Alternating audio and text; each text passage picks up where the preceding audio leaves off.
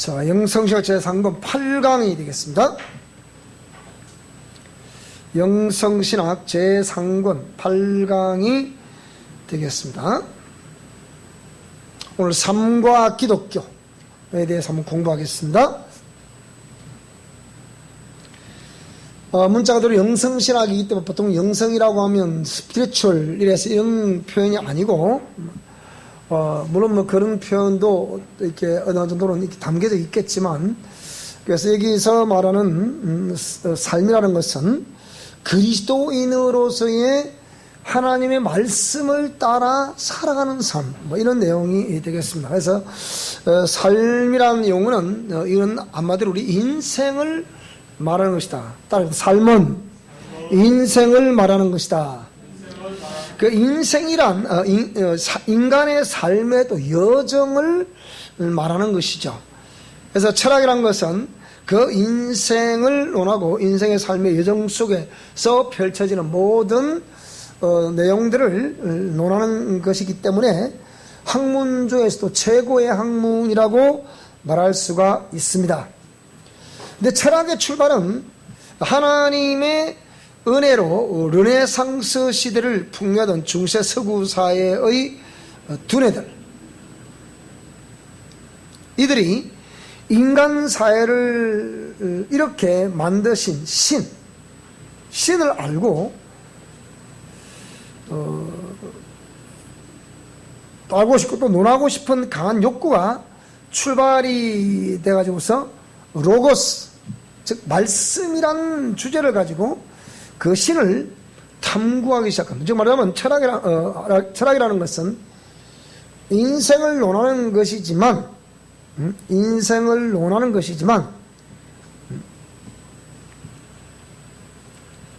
신을 알고 싶고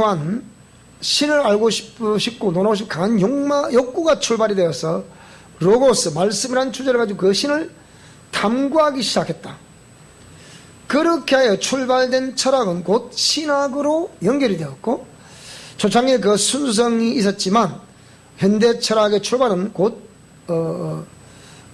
신학의 출발이었다. 이렇게 볼 수가 있겠습니다. 그러니까 철학은 인간을 논하는 거지만 그 인간을 논하던 인간의 머리들이 그 로고스라는 개념을 가지고 신을 한번 논해보자. 그러니까 인간의 이성과 인간의 시각으로 본 그 신을 논해보자 해서 나온 학문이 뭐라고요? 그것이 신학이라는 겁니다.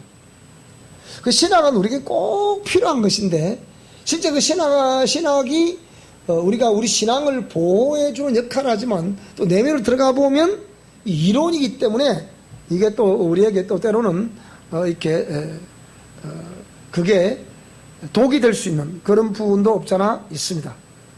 그래서 칼 라는 신학자는 인간학이 곧 신학이다. 그러니까 인간의 삶을 제대로 알 수 있어야 신을 알 수 있다는 거예요. 왜 그렇습니까? 인간은 신이 그 인간을 신의 형상의 모양대로 지원받았죠, 우리가. 그렇기 때문에 우리의 삶을 잘 알아야 되는 그것이 신을 안다는 겁니다. 우리의 삶을 모르면 신을 모른다는 거예요. 무슨 말씀이 되죠? 이걸 잘 알고, 자, 그러면 삶이라면 삶은 라이프라고 했는데 생명은 뭐냐? 삶은 곧 생명입니다. 생명이란, 생명 또는 삶은 생물이 태어나서 죽기까지의 과정 및 상태를 말하나 학술적으로 생과 사의 경계는 확실치 않아 계속 논쟁 중이라고 위키백과사전에 이렇게 기록을 하고 있습니다. 그렇기 때문에 생과 사의 경계가 확실치 않다. 우리가 죽음이라는 것은 1차적으로 육신과 영혼이 분리가 되는 것을 죽음이라고 말합니다. 지금 저와 여러분도 살아있죠, 전부 다. 그렇기 때문에 살아있기 때문에 내가 좀 숨을 쉴 수 있고 대화를 할 수 있습니다. 사람 볼 수도 있고요. 근데 죽은 사람들은 볼 수도 없고 대화도 할 수도 없고 숨도 쉴 수가 없습니다. 왜 그렇습니까? 그 속에 영이 육체 속에서 빠져나가 버렸기 때문에. 주인인 영이 육체 속에서 빠져나가 버리니까, 다른 말로 보면 참 나라고 참 정호석이라 말할 수 있는 내 영혼이 내 육체 껍데기 속에서 빠져나가 버렸다 이 말입니다. 빠져나가 버리니까 호흡이 멈추게 되더라. 이것이 1차적인 죽음이고 2차적인 죽음은 뭐냐? 여기 보면 생과 사의 경계가 확실치 않다 그랬는데 이 뚜렷합니다. 이거는. 그러니까 이 신을 안 믿으니까 이 소리 하는 거거든요. 그러니까 1차적인 죽음은 내 속의 영혼과 내 육체가 분리되는 것이고, 이건 모든 사람이 이 땅에 태어난 사람이라 한다면 이걸 다 경험하게 되어 있죠. 1차적인 죽음. 그리고 2차적인 죽음은 뭐냐 그러면, 두 번째 죽음은 영혼이 천국을 가지 못하고 멸망받게 되는 것을 2차 죽음이라고 해요. 이게 중요한 거예요. 그런데 이 2차적인 죽음은 어디서 결정이 되느냐? 우리가 육체 아래 삶을 살아가는 동안에 이 2차적인 죽음이 결정이 되어버리는 거예요. 자, 무섭죠? 이게 결정이 되어버리는 겁니다. 그래서 우리가, 그러니까 오늘 이 시간 우리가 살아가고 있는, 호흡하며 살아가고 있는 이런 시간들은, 그래서 지금 영생의 한순간 한순간을 지금 살아가고 있는 거예요. 그래서 오늘 저와 여러분들이 오늘이라고 주어진 이 시간을 착실하게 여러분 살아내야 됩니다. 오늘이라고 주어진 시간 속에서 우리는 소금과 빛된 역할을 잘해야 되고요, 공의 말씀 따라 순종의 역사를 잘 이루어내셔야 그것이 희고 깨끗한 세마포를 챙기는 것이라 그랬잖아요. 그 챙기는 건 내가 챙기고 준비도 내가 준비를 해야 되는데 그 옷이 참 깨끗하구나, 그렇지 뭐 더럽구나, 이 결정을 누가 하신다고요? 그 결정은 하나님 하시는 거라, 예수님 하시는 거란 말이에요. 그래서 오늘 저와 여러분들이 그 깨끗한 세마포를 준비하시기 바랍니다. 계시록 19장 7절에 보니까 이는 성도들의 옳은 행실이다, 그렇게 말씀을 기록하고 있는 것을 볼 수가 있는데, 이 학술적으로 생과 사의 경계가 확실치 않다. 이 무신론자들, 불신자들이다 보니까 위키 백과사전, 이 사전을 이렇게 만드신 분들도 뭐라고요? 이렇게 내용을 삽입하신 분들도 하나님을 믿지 않기 때문에 이렇게 말할 수밖에 없는 거예요. 하나님 믿지 않는데 뭐 하나님 인간을 지었는지 뭔지 알게 뭐예요? 그러니까 생과사의 경계가 확실치 않아 계속 논쟁 중이다 그랬는데, 그러니까 생명이 있을 때, 숨을 쉴 때는 생명이 있다는 것이고, 그럼 예를 들자면 숨이 안 쉬어질 때는 생명이 없다는 거 아니에요. 그 생명이 뭐겠습니까? 그게 바로 내 영혼이단 말이에요. 영혼이 있을 때 생명이 있고, 영혼이 없으면 생명이 없는 거란 말이죠. 그래서 예수님이 사도 요한은 예수님의 그 모습 보고서 뭡니까? 아들이 있는 자에게는 생명이 있고 하나님의 아들이 없는 자에게는 생명이 없다, 그렇게 표현했어요, 사도 요한은. 그러니까 생명이라고 했을 때는 내 영혼이 있는 것이 생명이고, 예수님께서 하신 말씀이 있는 것이 생명이고, 그 예수님이 내 영혼 속에 계신 것이 생명입니다. 무슨 말인지 이해되십니까? 그러면 내 영혼이 있는 것이 생명이고, 예수님이 내 영혼 속에 거하심이 생명이고, 그 예수님이 하신 말씀을 따라 순종하는 것이 생명이다, 이 말입니다. 그러면 정확하잖아요. 그러면 그 생과 사의 경계가 확실치 않다, 이런 말들은 하나님 모르는 사람들 하는 얘기죠. 자, 철학.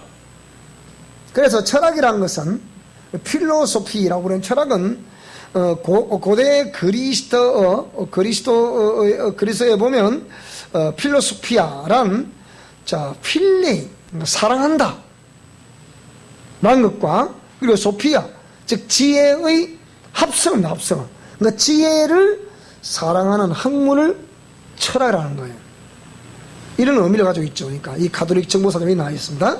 그래서 유대인에게 있어서 철학이란 현실의 근본 원인과 원리를 포함한 인간의 경험 전체를 이해하고 해석하려는 인간의 노력을 가리킨다 그랬어요. 그러니까 철학이란 현실의 근본 원인, 오늘 저와 여러분들이 삶을 살아가는데 왜 근심이 있습니까? 근본 원인이 어디에 있습니까? 걱정이 계십니까? 걱정의 근본 원인이 어디에 있어요? 괴리가 있습니까? 혼란스러움이 있습니까? 근본 원인이 어디 있냐고요. 그 근본 원인을 추적해서 그 근본 원인을 통해서 현실의 이 부분이 해석되어지는 것을, 그걸 뭐라 한다? 그걸 철학이라 그런단 말이에요. 그러니까 오늘 저와 여러분들이, 우리가 지금 내가 이렇게, 제가 그런 걸 우리 그렇게 표현했죠. 우리 영성 실천 원리에서 뭐라 했습니까?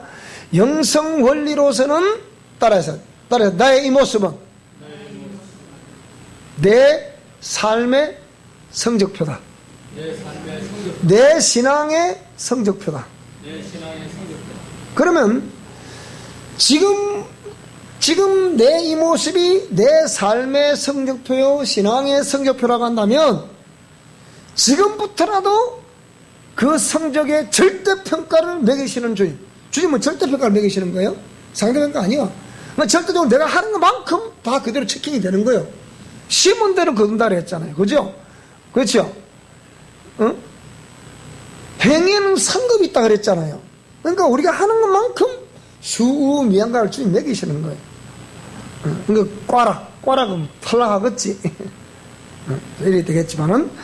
자, 그래서 이렇게 현실의 근본 원인과 그 원리를, 원리를 포함한 인간의 경험 전체를 이해하고 해석하려는 인간의 노력을 곧 철학이라고 한다. 자, 그러면 인간으로부터 출발된 최고의 학문이라고 하는 철학의 한계는 뭐겠습니까? 자, 우리 1번 다시 읽겠습니다. 시작. 인간의 시각으로 신을 찾고 신을 발견하겠다고 하나 인간의 이성으로 신을 찾고 신을 발견하여 그 신을 논한다는 것은 절대로 신을 발견할 수 없기에 그 신을 논한다는 자체가 불가능하다. 그 이유는 신은 영이시기 때문에. 그러니까 신은 영이시기 때문에 인간의 시각을 가지고 시각으로 신을 찾을 수 있습니까? 우리 인간의 시각이라는 것은 내 눈으로 보아서 보는 그걸 통해 찾으려면 그게 됩니까? 그게 안 되지. 그 이민의 세계인데. 형이사학적인 세계이기 때문에 형이사학적인 시각을 형이하학에서는 인간의 우리가 경험된 것으로만 판단하려고 하는 형이하학으로 봐서는 형이사학을 알 수가 없는 거예요. 근본 본질을 알 수 없다는 거예요. 그 인간의 시각으로 신을 찾고 신을 발견하겠다고 하지만 인간의 그 이성과 시각으로서는 절대로 신을 발견할 수 없고 찾을 수도 없는 거예요. 논한다는 자체가 불가능하다 이 말입니다. 왜 그렇다고요? 하나님은 영이시기 때문이다. 신은 영이시기 때문이다. 우리 아까 죽음을 논한다고 말하지만 생명을 논할 때 생과 사의 구분 기준이 확실하지 않다 그랬죠. 그것도 마찬가지야. 그러니까 신이 없는 사람은 이렇게 말할 수밖에 없습니다. 그래서 2번 그렇게 된 결과는 신을 발견할 수 없었으므로 신은 죽었다. 그래서 니체는 당시 사회에 정말 그 신과의 너무 먼 행동하는 그 수많은 사람들 보고서 뭐라고요? 신은 죽었다. 없다는 결과를 얻었기에 그 연장선상에서 순수 이성 비판, 칸트 같은 순수 이성 비판의 같은 논리가 등장하게 되어 인간 이성우위라는 단어가 등장해요. 그러니까 순수 이성 비판은 정말 인간의 이성우위, 인간의 이성이 그러니까 실제 본질적인 내용보다 인간의 이성, 눈으로 보아서 시각으로 보아서 판단할 수 있고 결정할 수 있는 그것이 절대 우위다. 본질적인 것은 눈에 보이지 않기 때문에 논할 수가 없는 것이다. 그러니까 내가 삶 속에 살아가는 데 있어서 느껴지고 정리된 그것만 소위 말해서 과학이죠. 과학. 인간의 이성으로 정리된 과학, 그것밖에 믿을 수가 없다는 거예요. 그래서 니체, 여러분 잘 아시죠? 독일의 철학자고 시인이고 기독교 바탕을 둔 근대 유럽의 문화와 세계관을 비판하고 새로운 삶의 철학을 주장하였다고 그랬죠. 그 신은 죽었다는 그의 주장은 20세기 유럽 지식인의 주요한 구호였습니다. 루터의 경건주의를 신봉하는 집안에서 태어나서 본 대학에서 신학과 고전 문헌학을 공부했고요. 라이프치 대학에서 쇼펜하우의 철학을 알게 되고 오페라학과 리하르트 바그너를 만났습니다. 고전문학자 에르빈 로데와 우정을 다양한 영역에 있는 사람과 함께 니체는 그런 대화를 나왔다. 참 머리가 좋은 사람이죠. 성서 이야기 형식의 문학적 철학대자 차라투스트라는 이렇게 말했다. 우상의 왕은 반 그리스도 등을 썼다. 그래서 이런 니체 참 다양한 머리가 좋다 보니까 다양한 영역의 이론을 또 우리가 그 분야의 전문가들을 만나서 이렇게 인생 삼자처럼 논하지만 결국은 신은 죽었다. 거기 신은 있더라 없더라? 없더라는 거예요. 자, 임마누엘 칸트. 연세가 드신 분들은 지금 뭔 소리고 막 이거 막 모르겠다 막 이라 하실지 모르겠는데, 자, 이분은 독일의 계몽주의 사상가입니다. 근대 계몽주의를 정점으로 올려놓은 사람이죠. 독일 관념 철학의 기초를 놓은 프로이센의 철학자입니다.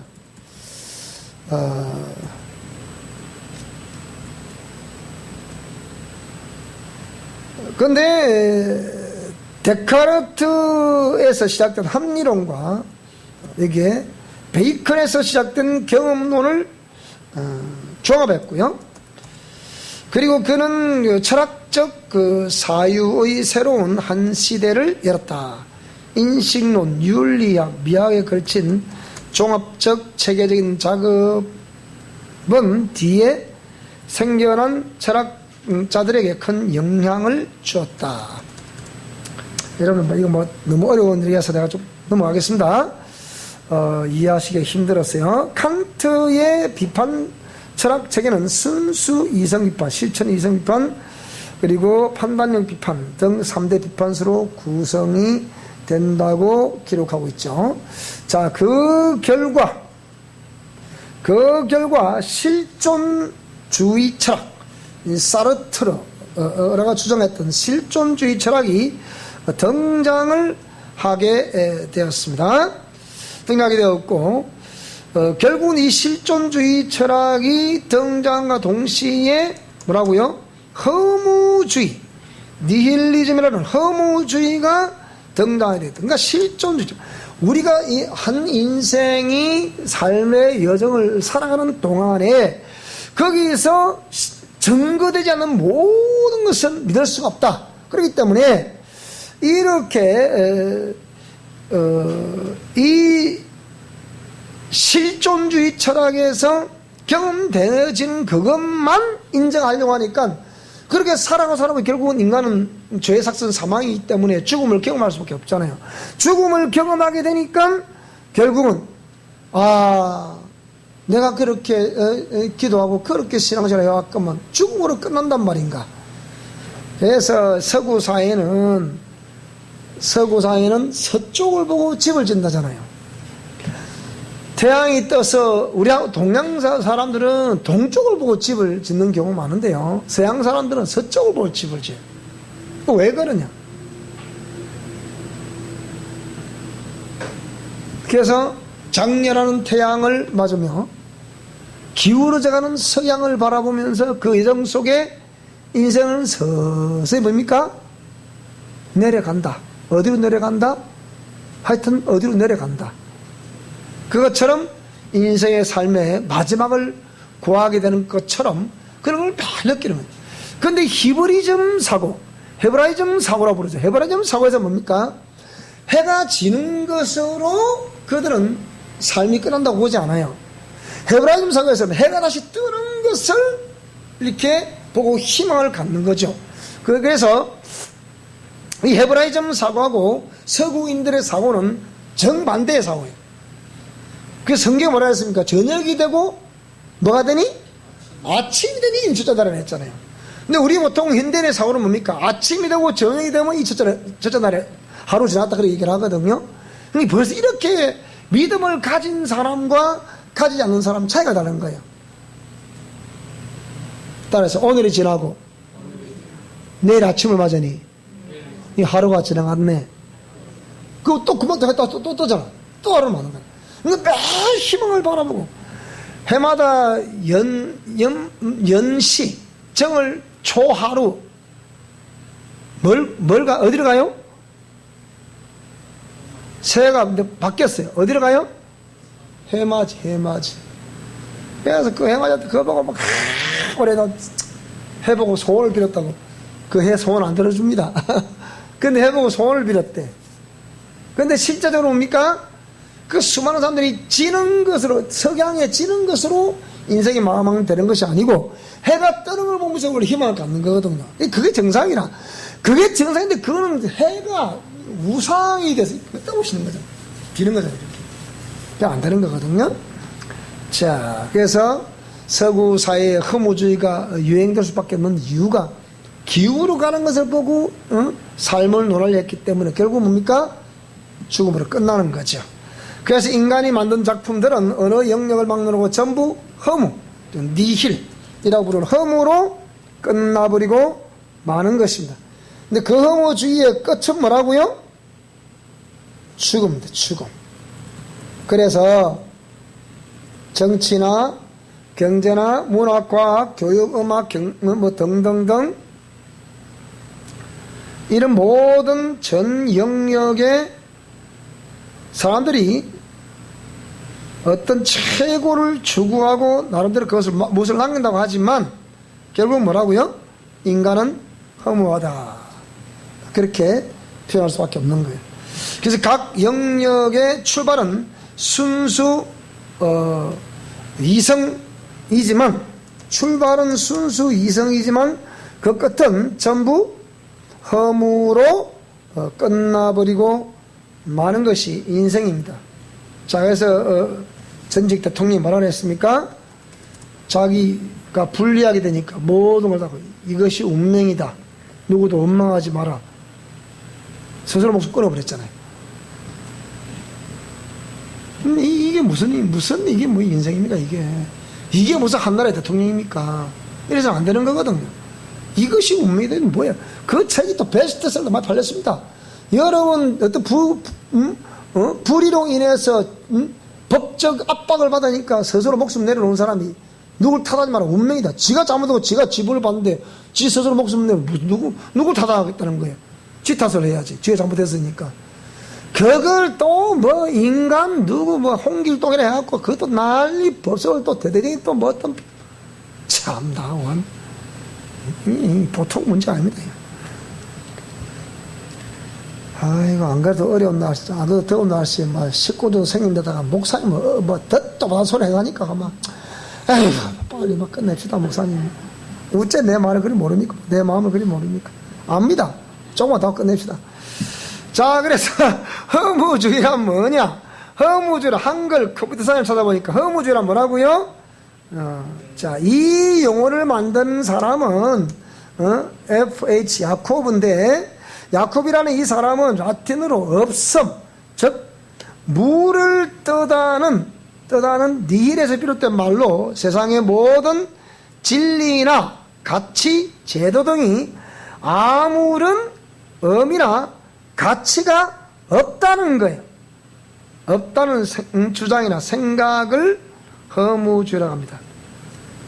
참 우리가 만약에 천국에 대한 소망이 없으면 얼마나 허무하겠습니까? 그죠?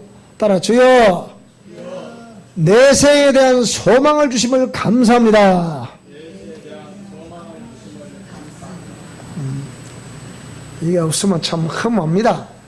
만약에 오늘 죽어서 없어지는 인생이라 한다면 제가 청년기 시절 이 허무주의에 빠져가지고 나는 그게 허무주의인지 몰랐어요. 세월 지나니까 그게 허무주의라. 내가 가만히 그렇게 생각했거든요. 왜 나는 좀 그래도 머리는 괜찮은 것 같은데 가난한 집에 태어나가지고 공부도 제대로 못하고 이렇게 인생을 보내야 될까? 이렇게 해서 인생은 사람은 태어나서 죽으면 끝이라고 그러는데 굳이 인생을 살아야 될 필요가 있을까? 해서 딱 죽음을 나름대로 결심을 하고 그 죽음을 나름대로 결심, 눈물이 어디서 나는지 참 그 희한하대요. 죽음을 딱 그냥 그냥 조용히 사라져야겠다 싶은 생각 딱 마음을 먹는 순간에 눈물이 막 그냥 줄줄줄 내리더라고 이렇게요. 그것도 희한하더라고. 뭔 그런 일인지 몰라. 그런데 가만히 또 생각해보니까 그 생각을 해봤다 싶은 거예요. 죽어도 한번 생각을 해보고 죽었다 싶은 생각이 드는 거예요. 그래서 내가 생각을 해봤어요. 그래서 내가 이제 우리 시골에 가면 뭐 좋잖아요. 이거 다 이거 딱 놔놓고 내가 생각을 해봤어요. 내가 이렇게 마시고 끝을 내야 되느냐? 아니면 생각을 일단 해보자. 생각해보자는 결론이 나는 거예요. 그래서 생각 한번 해보자. 내가 가만히 생각해봤어요. 그런데 생각을 해보는데 딱 이 세 가지가 지나가는 거예요. 하나는, 첫째는 아직까지 이 새파란 젊은 사람이 이 세상에서 부딪혀보지도 않았고, 그런 것도 도전도 해보지도 않고 이렇게 생을 마감한다는 이것은 아니다. 일단은 한번 도전을 해보고 그 다음에 뭐 끝을 내도 늦지 않겠다. 그렇게 생각하고 오는 거예요. 딱 그게 한 개. 딱 그건 그 하나 걸리고. 그래서 야 저거서 야 임마 니는 한 번도 막 그 도전도 안 해보고 니 막 그렇게 새파란 놈이 그렇게 생각만 하고 그게 말이 되냐 그게? 딱 요거 하나. 두 번째, 우리 어머니가 눈앞에 왔다 갔다 하는 거야. 이게 아들 귀한 집안에 시집 오셔갖고 아들을 5살 낳았지만 환영 못 받았던 우리 어머니. 그래도 아들한테 그래도 전문했을 거예요. 제가 태아기 치유를 받는데 우리 어머니 마음이 느껴지는 거예요. 뭐라 마음이 느껴지냐? 그 시절에 비우면 안 되니까. 아이가 생겼는데 우리 어머니가 무슨 마음을 가진다. 그게 느껴지는 거예요. 아이고, 또 하나 생겼네. 그러는 거예요. 그래, 어쨌든 간에 생겼으니까 뭡니까? 낳아서 키워야지. 우리 어머니 마음은 그래요. 그래서 낳아서 키웠어요. 그게 아들이었어요. 그게 전데, 그게 정말로 키웠을 게 아니에요. 그런데 내가 만약에 이 사지 멀쩡한 놈이, 시퍼런 놈이 또 이게 누워있으면, 그것도 안 되는 일. 일단은, 저양적으로 이 두 가지 문제가 걸려가지고 안 되는 거예요. 이래서 한 번 더 생각해보자. 그런데 얼마 안 됐는데, 하나님의 섭리가 계셨는지, 지금부터 우리 하나님 예정하심이죠. 섭리하심이죠. 우리 동생을 통해서 교회 갑시다. 형님 교회 가자. 이 말에 제가 교회를 나오게 되고 지금 목사가 되어 있지 않습니까? 자, 그러니까 이게 허무주의에 빠져본 사람 압니다. 근데 허무주의에 빠져서 이 사람들은 우울증도 잘 걸리게 되고요. 대인기피증, 열등의식, 이런 것이 자꾸 스스로 이 섬이 듭니다. 그런 것들이. 그런 걸 조금만 가지고 있으면 자꾸 섬이 들어요. 여러분, 이기셔야 됩니다. 정신없어, 선생님. 자, 그러면 서구 물질 문명과 허무. 자, 물질 문명. 한대 많이 남았네. 이거 째졌다. 이거. 다 하고 맞춰야겠다. 계속 두 분 다 할 수도 없고. 서구 물질 문명. 정말 우리 물질과 허무에 대해서 한번 연관성을 살펴보겠습니다. 자, 1번. 읽읍시다. 자, 시작. 희망이 사라져버린 인간에게 허무주의 대신에 등장한 가치는 서구 물질 문명인데 그 중심에는 돈이 자리 잡고 있다.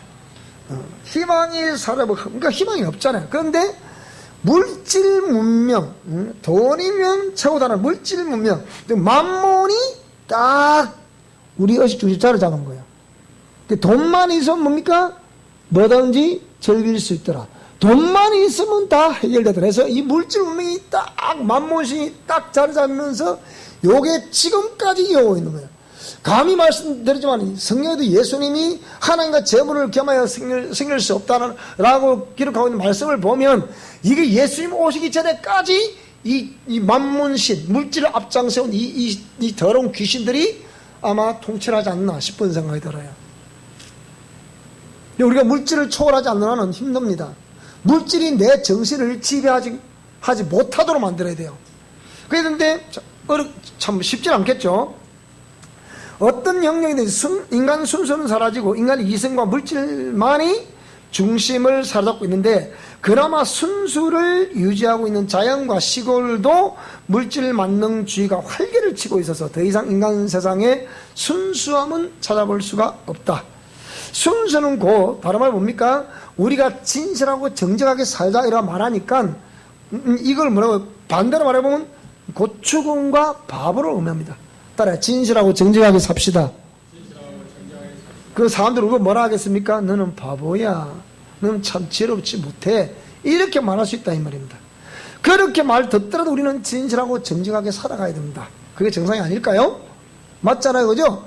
하루를 살아도 우리는 진실하게 정직하게 삶을 살아가야 됩니다. 그 결과 인생은 점점 더 물질과 쾌락을 찾게 되어 있고 결국은 죽음으로 화답하게 되어 있습니다. 어저께 뉴스에도 경남 정무부지사 했던 진랭가 누군가 거기도 자살했다 그러더라고요. 정황상 봐서 또 이 사람이 보나 아마 스스로 목숨을 내려놓았을 확률이 많다 이렇게 말하죠. 지금 우리 집도 자꾸 그런 사람 많죠, 그죠? 자, 그래서 막 내려놓습니다. 왜 그렇습니까? 뭔가가 자기 명예에 조금 육신적인 중심 사고 체계에 흠이 생기거나 그런 결정적인 어떤 그런 것이 생기게 되면 그걸 못 견디는 거예요. 그래서 스스로 목숨을 끊어내는 거예요. 한국 사회에서 점점 더 등장할 수밖에 없는 현실적인 용어들은 경제, 돈, 더 나은 삶의 질, 중독, 정신질환, 살인, 현실 도피, 파괴, 멘탈 붕괴, 쾌락, 허무 등이다. 그래서 우리가 지금 많이 주제 등장하고 있잖아요. 이 정신질환자들이 막 풀어나오니까 법적으로 인권이라는 미명 아래 법적으로 풀어줄 수밖에 없는, 풀어야 되는 그런 상황에서 이들이 돌아다니면서 어마어마한 사건을 지금 저질렀잖아요. 우리 당내 진주에도 4명이나 죽었잖아요. 저 가자동 주공에서. 그거 왜 그래, 그게? 이게 보통 문제 아니다, 이 말입니다. 그러니까 이 물질 중심으로 산다는 것이 얼마나 많이 모른다. 이 모든 것들이 알고 보면 배우의 우상 숭배의 그 부정적인 영향력이 물질을 우상으로 섬기면서 살도록 쫓아가도록 그렇게 자꾸 이끌어간다. 미혹을 시킨다, 이 말이에요. 미혹을 시키니까 귀신이 결정 역사에서 막 인생을 망가뜨려 버린 거잖아요. 그래서 상대적으로 등장할 용어들은 자연, 자 보세요. 지금 21세기 현재 2019년 현재 뭐라고요? 등장할 용어들 자연. 지금 요새 나는 자연이다. 그게 이제 러망이라네. 60대 베이비붐 세대, 저희들 세대 아닙니까? 이 60대 베이비붐, 1955년에서 63년 사이 태어난 이 베이비붐 세대. 이 베이비붐 세대인데, 이 베이비붐 세대의 러망이 자연으로 돌아가는 거래요. 자연에서 살고 싶다는 거예요. 여러분들 러망이요? 그러니까 어떤 사람은 나는 아파트에 살고 싶어요. 그러니까, 나는 아파트를 수도방 못 살아. 나는 이 데서 그냥 자연을 벗삼아 살고 싶어. 여러분, 그게 정상입니다. 누가 아파트 속을 좋아하나, 그렇게. 하나님, 아파트 좋아서 한 차씩 다 주세요, 그냥. 그래, 다음엔이래. 자, 그 다음에, 치유라는 용어, 건강이라는 용어, 정신세계, 여행, 순수성, 진실, 정직, 희망, 탈출 등등등 정신적인 요소와 용어들이 상대적으로 많이 등장이 되어 있습니다. 여기에 경제, 돈, 더 나은 삶의 질, 중독, 정신질환, 살인, 알코올 중독, 현실 도피, 파괴, 멘탈 붕괴, 쾌락, 허무 이런 거 용어와 그 반대되는 용어가 너무하고 뒤죽박죽이 살아가는 이 시대. 여러분 어디에 소망을 두었습니까? 확실하게 하나님께 대한 소망을 두셨나요? 아이고 모르니까 아멘 안 할 수는 없고 빨리 마치고 싶다는 생각은 다 써여 있는데 그래도 갑시다. 어차피 해야 되는 거니까. 자, 동양사의 정신, 자, 서구 물질 문명 얘기했으니까 동양사의 정신 문명과 진리의 영성에 대한 살펴봅시다. 우리는 동양인이고 나는 코리안이니까. 자, 서구를 대표하는 물질 문명은 이제 서서히 막을 내리고 있다. 막을 내리고 정말 소망이 없다 이 말입니다. 이게 아직까지는 지금 사실 대세죠. 아직까지는. 지금은 돈만 있으면 다 오케이니까 돈이 되는 일을 하면 그냥 근무 술수 막노름 누구 막노라고 없습니다. 돈만 되면 무조건 그냥 잡아 정치하는 건데 이렇게 약육 강식이죠. 그런데 서서히 막을 내리고 있다는 개념은 이런 개념입니다. 자본주의는 점진적인 팽창을 원하는 목표로 하죠. 팽창하다가 팽창 그 끝은 뭐라고요? 멸망입니다. 언제 TV에 이 경제학자들이 몇 명이 나와서 이렇게 치열한 토론을 벌이는데 사회가 질문하는 거예요. 그러면 자본주의 논리가 팽창인데 팽창 끝을 어디로 보니까 이 경제학자가 뭐라고 그러냐? 팽창 끝은 아무도 모르죠. 그러는 거예요. 제가 지금 저는 그런 걸 보거든요. 결국은 자본주의는 팽창하다가 확장. 대한민국처럼 수출을 먹고 살아야 나라는 이 보통 문제 아니죠. 근데 끝은 뭐라고요? 결국 망합니다. 있는 것으로 족하라. 너무 많으면 하나님을 잊을까, 하나님을 버릴까 두렵고, 너무 없으면 네가 믿는 하나님이 어딨노? 그렇게 말할까 두렵다. 뭐라고요? 적다. 한 가지 좋다. 제가 볼 때 약간 부족한 게 좋아. 약간 부족해야 매일 주세요 할 거 아닙니까? 그래 안 그래요? 그래 안 그래요? 따라 하나님 아버지 너무 많이도 말고요, 1%만 부족한 만큼만 주세요. 그래 뭐라고? 1% 쫙. 그래도 따라가. 또 따라. 자기가 항상 만족하는 거 1%가 부족해야 돼. 그러나 어쨌든 저와 여러분 잘 될 수 있기를 축복합니다.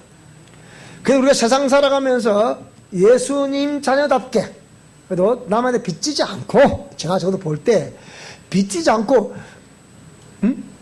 아이들 공부 다 시키고 빚지지 않고 적어도 한 30평 아파트 한 채 있을 정도는 돼야 되고, 평생 먹고 살 돈만 있으면 됩니다. 됐습니까? 주여 그만큼만 주세요. 더도 주지 말고요. 덜도 주지 말고요. 맞잖아요. 그래야 교만할 것도 없고 우리가 아름답게 생활하다. 또 목적이 있다면 주님을 기쁘시게 하는 그 일에, 영혼 구원하는 그 일에 쓰임받을 수 있기를, 그렇게 가는 거죠. 맞잖아요. 그래 가는 거예요. 그래서 물질 중심의 가치를 추구했던 서구인들이 그 물질을 통하여 진리를 찾고자 하서나 찾을 수 없게 되자 의식 있는 서구인이 찾는 곳이 뭐라고요? 동양 정신 문화입니다. 눈을 돌리게 되었으면 매스컴들은 시대의 정신적인 요구와 관심 분야를 뒤질세라 그것들을 앞다투 보도록 하고 있는 것이 현실입니다. 예를 들어 불교 템플 스테이 아시죠? 그죠? 그 요가 또 이렇게 이런 그 선이라는 어떤 문화 이런 거. 그런데 이 동양 정신 문화라고 하는 것이 무엇을 제시하고 있습니까? 거의 대부분 불교와 샤먼, 무속의 산물이에요. 과연 이것이 그 대안을 줄 수 있습니까? 선을 추구하는 것이 그게 불교 유산이기도 한데, 이런 것들이 과연 제가 저번에 했잖아요. 여러분 지금 저 인터넷 들어가봐요. 진제 스님 치면 그분이 조계종 총무자격증 인자했습니다 이제는. 그 당시에 조계종인가 어디 거기가 교육국장이에요 그분이 그 당시에. 그게 803 거기에 그 교육국장으로 앉아있어. 거기서 미국의 그 신학교 유니온 신학교 학장하고 이 선에 대해서 대화를 내가 직접 봤잖아요. 그 2번 했거든. 그거 3번인가 했거든. 그거 다 봤는데 거기 똑같단 말이에요. 답이 없습니다. 그럼 불교란 뭡니까? 불교란 문자 그대로 깨달음과 가르침입니다. 깨달을 불자고 가르치기 쪼잖아요. 깨달음과 가르침. 자, 여러분은 지금 어떤 깨달음을 가지고 있습니까? 지금까지 신앙생활을 해오면서 예배를 드리는데 여러분이 어떤 깨달음이 내 속에 있냐고요. 또 어떤 예수님의 가르침이 내 속에 있습니까? 이것이 중심에 없으면 생각해 봐야 되는 거예요. 무엇을 깨달았고 무엇을 가르칠 것인가. 그래서 제시된 것이 불교에서 뭡니까? 마음을 비우라. 마음 비움이에요. 마음을 비우라. 그 다음에 제시한 것이 마음을 비우고 또 비웠는데, 그러면 비운 마음은 뭐가 들어오겠어요? 그 비우니까 결국은 이들이 석가모니라는 우상을 앞에다 놓고 그 우상을 연상을 하면서 마음을 비운다는 거잖아요. 그럼 뭐가 그 속에 다 들어오겠습니까? 그 석가모니 우상이 딱 들어오는 거예요. 마음을 비우는데 석가모니 우상이 딱 들어오면 이게 우상숭배단 말이죠. 마음을 비우는 것이야 모든 종교들이 공통적으로 제시하는 것이지만, 마음을 비운 후에 그럼 어떻게 하라는 것입니까? 또 비우세요. 그 진제스님 신학과 대화를 하다 그런 거 내용을 보면 그거 다 한 번씩 또 봐요. 또 나와요. 또 비우세요. 또 비우세요. 또 비우세요. 비우면 압니다. 그러니까 그 미국의 그 유년시학교 학장이 1년 지난 다음에 그렇게 하고 다 비우셔서 물으니까 아이고 내가 이 업무 너무 바빠지 못 비웠습니다 말하니까 이러는 거예요. 그럼 자기는 비웠나? 자기도 못 비우고서 그렇게 한다니까요. 참 내가 우습더라고. 그래서 내가 진재선님 당신 나한테 오세요. 내가 진술을 가르쳐 드릴게. 당신 마음 비우면 당신 마음속에 뭐가 들어왔나요 그러면? 그러면 석가모니 가르침을 얘기할까 아이가 그러면 그죠? 당신 예수 믿었어요. 그건 진리가 아니에요. 딱 이렇게 말할 수 있죠. 정확합니다 여러분. 그러니까 마음을 비운 후에는 석가모니의 가르침을 따르라는 것보다 이 이면에 뭡니까? 피조물의 신격화. 그래서 불교가 타락이 오는 거예요. 그래서 법정스님의 무소유란 책을 읽어보면 불교의 비리를 그대로 얘기한 거예요. 그래서 이분이 불교계의 이단이라고 취급을 받은 거예요. 왜? 불교가 깨달음을 가르치라는 건데 깨달지도 못하는 땡초들이 있어가지고 이것들이 불교를 다 망친다는 거예요 지금. 불교에 재정이 막 들어가니까 돈이 들어가니까 눈 뒤집어지는 거예요. 이들이 막 돈을 휴지조각 좀 쓰는 거예요. 뭐 쾌락을 왜 막 쓰지? 이거 뭐 제가 모를 줄 압니까? 제가 한진택배 합천영업소 할 때 상가 가면 뭐 고깃집이 우리 거래처다 거래처. 고깃집의 최고 VIP가 누군지 압니까 여러분? 큰 절에 서들이야 서들. 오늘 딱 오면 막 딱 풀어놓고 막 그냥 번질 합니다. 막 얼마나 고기를 많이 먹었던지 막. 그래놓고 불교 가르쳐. 참 우선 얘기. 제가 그걸 안 보고 그 얘기 못하잖아. 봐서 그 얘기를 하는 거지. 이것을 성경 뭐라 그런다고요? 우상숭배다. 근데 어째 기독교 그런 물론 유년시학이 천주교 계통이거든요. 그런 계통에서 어째 진리를 따라간다는 사람들이 이방 종교 진리가 없는 비진리인 이방 종교하고 그것을 가르침을 찾는다. 뭐 가르치면 뭐 좋은 가르침 받을 수 있죠. 그러나 진리가 아닌가 아니라 그래야지. 당연한 거 아닙니까 여러분? 그것이 우상숭배하게 되는 결국은 종교 간의 대화라는 것이 알고 보면 뭡니까? 기독교 밖에도 구원이 있을 수 있다고 말하는 종교 다원 또 내지는 기독교 뭡니까? 부패 이런 것을 얘기를 합니다. 그래서 완전히 이게 뭐 진리인가 비진리인가 뭐 자기도 몰라. 자기가 기독교 안에서도 참 진리라고 말하는 기독교 안에서도 찾지 못하니까 자꾸 그 기웃거리는 거야. 그게 확신이 없으니까. 생각해 봐야 되는 거죠. 자, 그런데 우리 동양의 미래에 대한 대안이 있어요. 동양 정신 문명 속에 왜 사실 기독교 발상이 우리 저 동양이잖아요. 서양이 아니거든요. 기독교 발상이 동양입니다. 그러면 이 동양의 미래에 대한 대안이 없을까? 한국 기독교인들의 영성에 대한 대안은 없을까? 미래에 대안은 물질이 아니고 영성이다. 영성. 제가 박사학위 논문을 미국의 학교에 냈을 때 학교에서 뭐라 그랬습니까? 심리상담 기법으로는 약 6 내지 7% 정도 케어를 해줄 수밖에 없습니다. 그 이유는 치유와 영성 영역으로 가셔야만이 해결될 수가 있습니다. 그래서 미래에 대한 물질이 아니고 영성입니다. 영성이란 창조주의 가르침을 따르고 순종하는 삶을 영성이라고 말합니다. 즉 성삼위 하나님의 가르침을 따르는 것이죠. 서구 사회가 대안으로 제시한 것이 기독교였음에 틀림이 없지만 서구 기독교들은 거의 이원론 사상이고 제국주의자들의 자본주의를 앞세운 침략과 지배를 일삼는 것이며 물질 중심으로 흘러 약소국들에게 예의와 희망을 주는 기독교가 아닌 그들이 본 기독교는 예의 없는 무식한 기독교, 희망의 종교가 아닌 침략과 폭력과 고통을 안겨다주는 기독교였기 때문에 서구 기독교로는 이제는 서서히 종말을 향해 가고 있다 이 말입니다. 그런데 서구 기독교 내에도 지금 뭐라고요? 전 세계의 경찰 국가임을 자부하는 미국에서 서구 기독교 대표는 미국에서 지금 뭡니까? 지금 미국 사회에서는 다시 성경으로 돌아가자는 열풍이 불고 있습니다.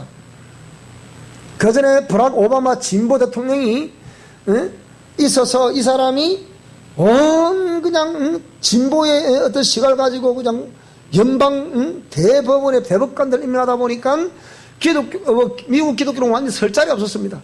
그래서 완전히 엄난한 국가로 치닫게 만들었습니다. 그런데 다시 미국 기독교에 끌 살아보니까 엉망이 되거든 해보니까 그러니까 다시 미국 사회에서도 뭐라고요? 원래 저도 청교도 후예가 세운 나라잖아요. 그래서 다시 성경으로 돌아갑시다. 그 열풍이 지금 불고 있는 거예요. 미국 사회에서.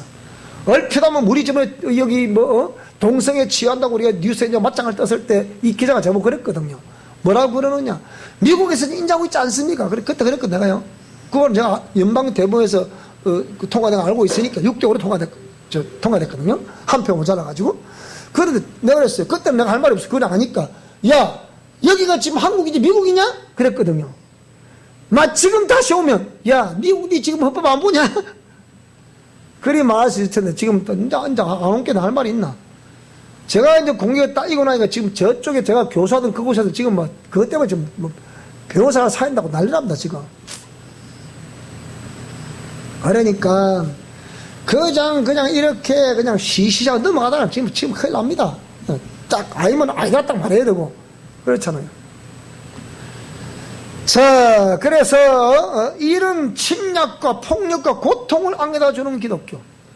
왜 우리 주위에 그런 점 많이 또 교회 부흥을 위해서 온 교인들 희생을 시키다 보니까 너 교회는 가정을 파괴하는 교회냐? 다른 지역의 모 교회에서 들린 소리예요, 지금. 내가 그걸 듣고서, 맞다, 그래요. 내가 그 교회 교육자 3명을 내가 치유했었거든요. 가정 파괴된 교육자. 이 사람 전부 다 교회에서 얼마나 허시라. 집 다 갖다 팔고. 그래서 교육자 열심히 했는데 뭐라고요? 근데 3명을 치유했거든, 그 사람들. 제가 직접 치유했으니까. 그것도 아이러니하게 몇 주를 걸치고 오고 또 오고 또 오는데 전부 다 그 출신이에요. 보니까. 그래, 가정이 다 파괴돼 버립니다. 그 남편들 너 교회는 가정을 파괴하는 교회냐? 할 말이 있나, 여러분? 지금 한국 기독교도 서구 기독교 받다 보니까 똑같은 짓 또 하고 있는 거라, 지금도. 그러면 안 되잖아요, 그죠? 과연 오늘 한국 기독교 어떻습니까? 전때 여기에 WCC, 세계 기독교회 협의회, 그러니까 모든 종교를 품고, 세계 기독교회 같으면 기독교만 품으면 되지. 모든 종교를 품고 종교 간의 대화를 하며 소수자의 인격을 존중한다는 등 활발한 토론을 했습니다. 어디서? 부산 백스쿨 했잖아요. 그때 부산에 있는 보수 기독교가 다시 돌을 쓴 거예요. 그래서 내가 볼 때는 지금 한국 기독교 완전히 오염될 뻔했는데 그래도 그 보수 기독교가 서른 바람에 그래도 나아졌어요. 그때 응진이 생겨가지고. 이 부산 경남은 호주 연합 장로교회에서 와서 선교한 지역이잖아요. 그게 추출된 게 고신청. 하여간 지금도 우리 이런 고신청 교단에서 상당히 오염된 걸 많이 봅니다만은, 어쨌든 간에 그 종교 간의 대화는 있어야 되지만은 그런 진리가 아닌 건 아닙니다. 무슨 말이 되죠, 그죠? 21세기를 살아가야 할 우리의 희망은 예수 그리스도. 예수님을 반드시 경험한 사람들이, 즉, 그 경험을 통해서 회복된 사람들이 뭐라고요? 희망의 예수님을, 조용한 희망으로 심어주는 삶을 살아가야 됩니다. 깊이 생각해 보셔야 됩니다. 그래서 기독교는 상식과 예의를 보여주는 삶이어야 한다. 우리가 뭔가 부족하고, 그래도 뭡니까? 그래도 부족하지만, 그래도 상식과 예의를 보여주는 삶을 살아가려고 애쓰고 힘을 써야 됩니다. 그렇죠, 그죠? 우리 모두는 왜 그렇습니까? 하나님 앞에 서야 하기 때문입니다. 그게 바로 미션 코람데오, 이렇게 얘기했습니다. 그래서 하나님은 어제나 오늘이나 영원토록 뭐라고요? 변함없으신 분이시기 때문입니다. 그러면 여기에 미래에 대한 동양 정신 문명에서 미래의 기독교의 대안이라고 하면 나는 우리 한국 기독교, 그래도 아시아권에서는 한국 기독교, 전 세계를 동틀어 제2의 선교 대국이라 부르는 우리 조국 대한민국에서 다시 한번 기독교 미래의 대안이 나올 수 있기를 기도합니다. 그것이 나사렛에서 무슨 선한 것이 나겠느냐 라고 말했던 참 진주라고 부르는 참 고을이란 동네 진주에서 무슨 선한 것이 나겠느냐 라고 말하는 이곳에서 우리 미션 코람데오를 통해서 제2의 정신 혁명이 일어나는 역사가 있기를 바랍니다. 뭘 통해서요? 미션 코람데오 영성실천 원리를 통해서. 자, 이 한 주간도 오늘 저와 여러분들이 이 말씀 잘 받들고 승리할 수 있기를 주의 이름으로 축복합니다.